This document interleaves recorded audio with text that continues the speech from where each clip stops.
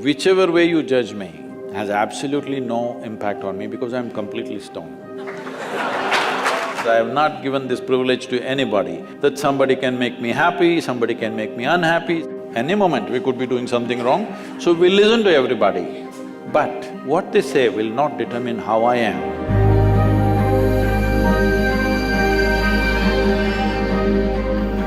So Sadhguru, sometime back I happened to be in a situation where a friend of mine was drunk. So when she was in the drunk state, she was repeatedly saying that please don't judge me as I'm drinking, please don't judge me. It is… but she's lost her judgment, but she doesn't want you.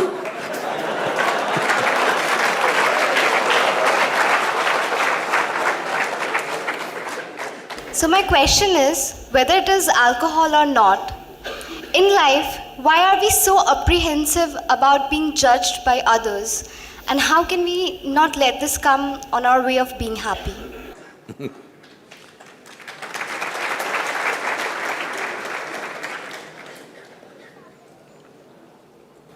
Look at me. See, I'm always stoned.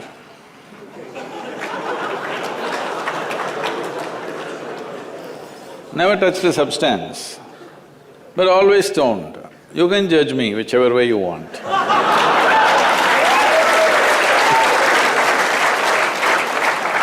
Because one thing is, I'm stoned in such a way that I have not lost my judgment at all. And at the same time, whichever way you judge me has absolutely no impact on me because I'm completely stoned.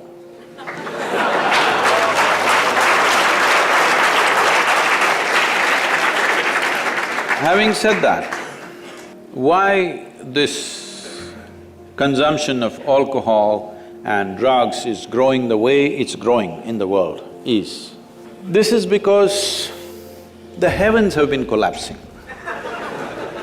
Yes, I was in Bangalore just 3-4 weeks ago.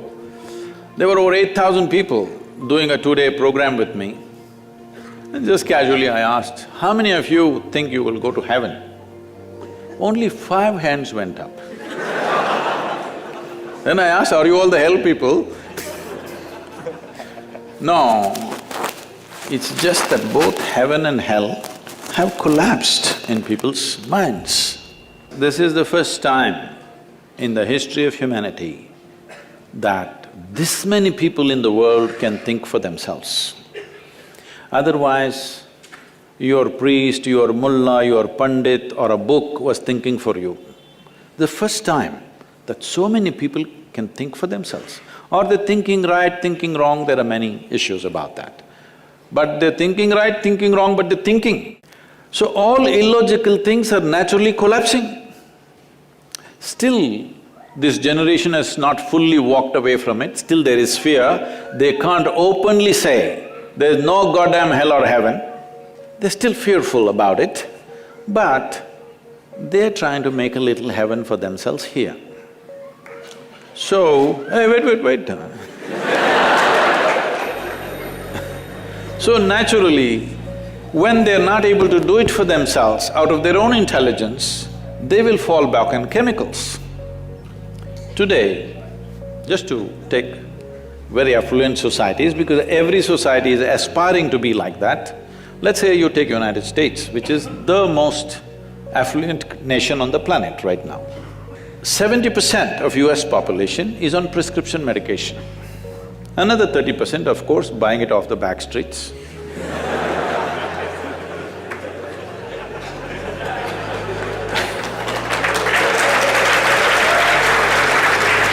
Most affluent nation, obviously affluence is not working. To be healthful, you need chemicals. To be joyful, you need chemicals. To be peaceful, you need chemicals. To be ecstatic, of course, that is ecstasy. So, I'm not even looking at it morally. It's never a moral issue for me. If 90% of this population right now is on chemicals, believe me, the next generation that we produce will be a generation which is much less than us.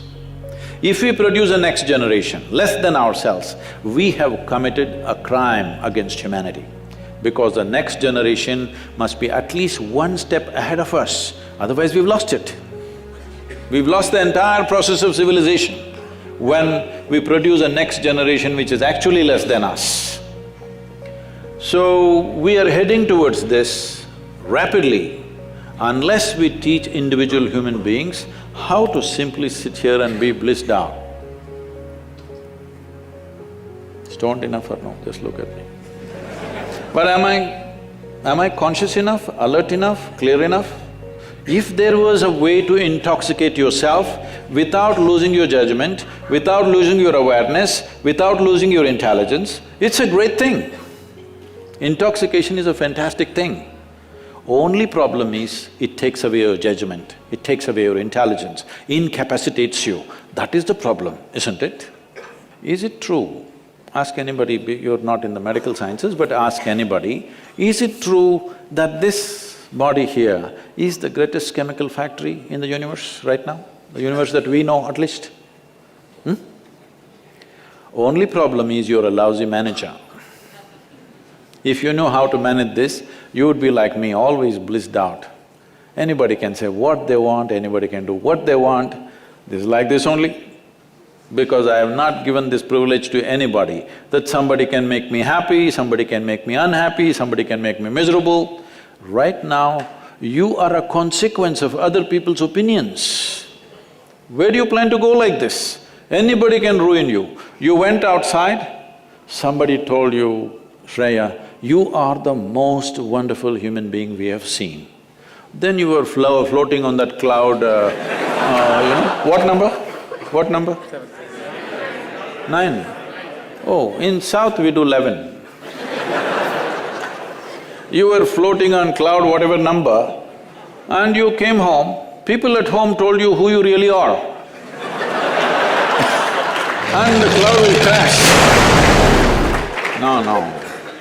It's very important that neither this way or that way, we listen to everybody because we could be doing something wrong.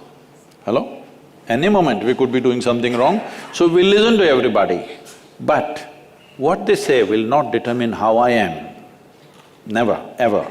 This you must fix and you must tell your friend when she's not drunk. Because otherwise she won't understand. Like dan subscribe untuk menonton konten seperti ini. Dan jangan lupa untuk membagikan informasi ini agar bermanfaat bagi semua orang.